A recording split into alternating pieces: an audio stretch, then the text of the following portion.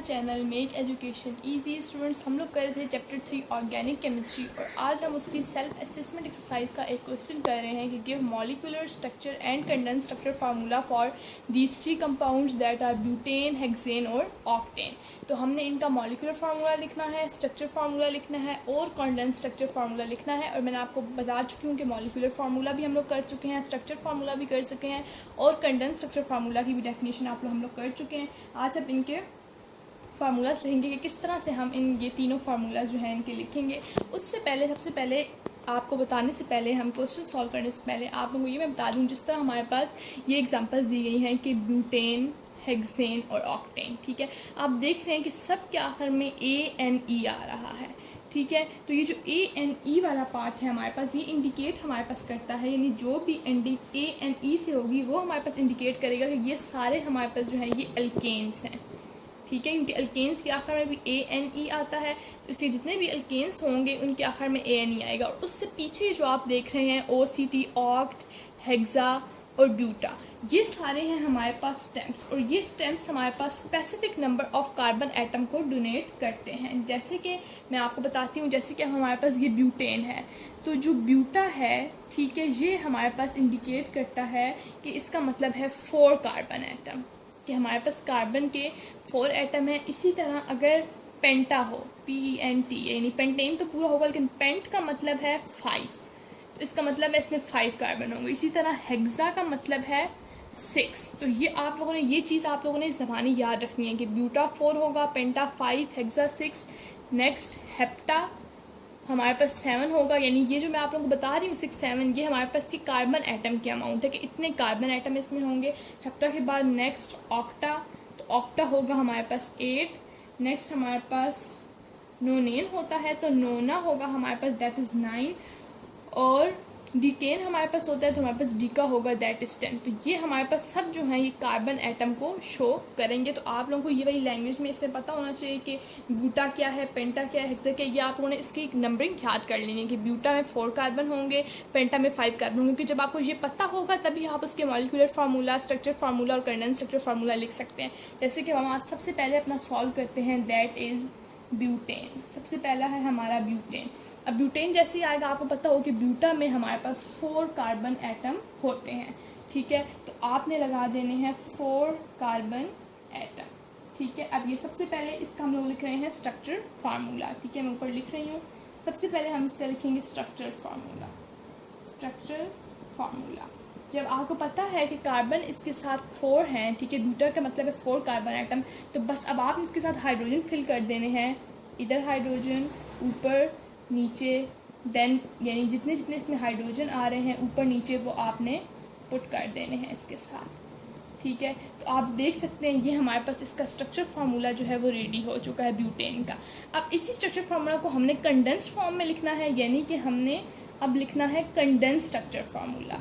ठीक है, condense structure formula लिखना है, तो इसी को हम क्लोज फॉर्म में लिख देंगे। जैसे पहले कार्बन के साथ हम देख रहे हैं कि 3 हाइड्रोजन है, तो हम लिख देंगे CH3। नेक्स्ट कार्बन के साथ 2 हाइड्रोजन है, तो हम लिख देंगे CH2। नेक्स्ट कार्बन के साथ भी 2 हाइड्रोजन है, तो हम लिख देंगे CH2। और नेक्स्ट कार्बन के साथ 3 हाइड्रोजन है, तो हम लिख देंगे CH3। अब देखें कितने इजीली हमने इसका स्ट्रक्चर फार्मूला भी लिख लिया, और स्ट्रक्चर फार्मूला लिखने के बाद उसी को देख के हमने कंडेंस स्ट्रक्चर फार्मूला लिख लिया। और स्ट्रक्चर फार्मूला भी हमने किस तरह लिखा, हमें बस पता होना चाहिए कि उसमें ब्यूटा में या जो भी आपको दिया गया है अल्केन, उस पर नंबर ऑफ कार्बन कितने। जब आपको वो पता होगा तो आप खुद ब खुद सारी चीज़ें लिख लेंगे। नेक्स्ट अब मॉलिक्यूलर फार्मूला लिखना है, मॉलिक्यूलर फार्मूला। ठीक है, तो ये भी बिल्कुल सिंपल है, बिल्कुल सिंपल। अब ब्यूटेन का हमने लिखना है मॉलिक्यूलर फार्मूला। तो आपको पता है कि कार्बन इसमें 4 है, इकट्ठा मिला के लिख देना है, मॉलिक्यूल की फॉर्म में लिख देना है 4 कार्बन है। और अब हाइड्रोजन काउंट कर लें तो 1 2 3 4 5 6 7 8 9 10, तो हमारे पास हाइड्रोजन 10 आ गए। तो इस तरह इन यहाँ पे हमने देखिए कंडेंस फॉर्म में लिख लिया। इधर भी हम देख लेते हैं, देखिए 1 2 3 4 कार्बन है और 3 3 6 7 8 9 10 हमारे पास आ गए हाइड्रोजन। तो इस तरीके से हमने इनके जो है मॉलिक्यूलर स्ट्रक्चर और कंडेंस स्ट्रक्चर फार्मूला लिखना है। बहुत ज़्यादा ये ईजी है, बस मेन चीज़ ये है कि आपको पता हो कि कौन से अल्केन का कौन सा नंबर है। अगर पेंटेन आ रहा है तो उसमें कितने कार्बन यूज़ होने, क्योंकि अगर आपको कार्बन का नहीं पता होगा तो फिर आप आगे कुछ भी नहीं कर सकेंगे। जब कार्बन का पता होगा तो तब नेक्स्ट आप सारा जो है वो सॉल्व कर सकते हैं। नेक्स्ट है हमारे पास हेक्सेन। ठीक है। अब बस हेक्सेन का आपको ये पता हो कि हेक्सा का मतलब है 6, तो सिंपल आप इसी तरह 6 कार्बन एटम लगाएंगे, ठीक है। सबसे पहले स्ट्रक्चर फार्मूला लिखना है, 6 कार्बन एटम लगा दिए, बस अब इसके side by side hydrogen put करते जाएं। ये देखें बहुत इजी और काफ़ी इंटरेस्टिंग है ये, एक बार जब बंदे को समझ आ जाए तो बहुत इंटरेस्टिंग लगते हैं ये। तो देखें ये हमने फिल कर ली है, तो ये इसका हमने स्ट्रक्चर फार्मूला लिख दिया। अब इसी को हम क्लोज फॉर्म में लिखें तो मैं यहाँ पे लिख रही हूँ इसका कंडेंस स्ट्रक्चर फार्मूला। देखें सबसे पहले C के साथ 3 हाइड्रोजन है तो C के साथ H3, नेक्स्ट C के साथ 2 हाइड्रोजन है तो C के साथ H2, नेक्स्ट C के साथ भी 2 है तो C के साथ H2, नेक्स्ट C के साथ भी 2 है तो C के साथ H2, नेक्स्ट C के साथ भी 2 है तो C के साथ H2 और लास्ट वाले C के साथ 3 हाइड्रोजन है तो CH3।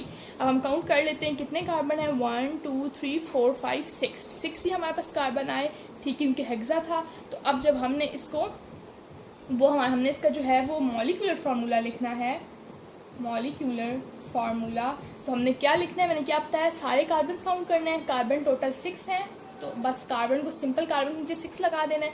हाइड्रोजन अब काउंट कर लेते हैं, 3 4 5 6 7 8 9 10 11 12 13 14 और हाइड्रोजन हमारे पास आ गए 14, ठीक है। तो हाइड्रोजन को भी हमने मिला के लिख दिया। इनमें क्या थे, हमारे पास हर कार्बन के साथ अपने अपने हाइड्रोजन लगाए थे, ठीक है। हमने मॉलिक्यूलर फार्मूला में उसके हमने स्ट्रक्चर फार्मूला में भी देख सकते हैं आप लोग, इस तरह हमने खोल के लिखा है, ठीक है। उसके बाद कंडेंस स्ट्रक्चर फार्मूला में हमने हाइड्रोजन्स को जो है वो हर कार्बन के साथ अपने हाइड्रोजन को पैक करके लिख दिया है और यहाँ पे हमने सिंपल जो है टोटल जितने जो कार्बन की जितनी अमाउंट थी और हाइड्रोजन की जितनी अमाउंट थी वो हमने टोटल लिख दी है।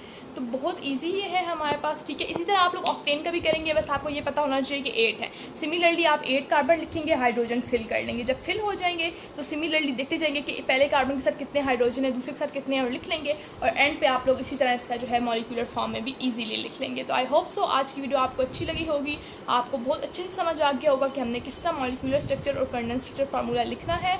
तो नेक्स्ट वीडियो में आपसे मिलूंगी, तब तक के लिए अल्लाह।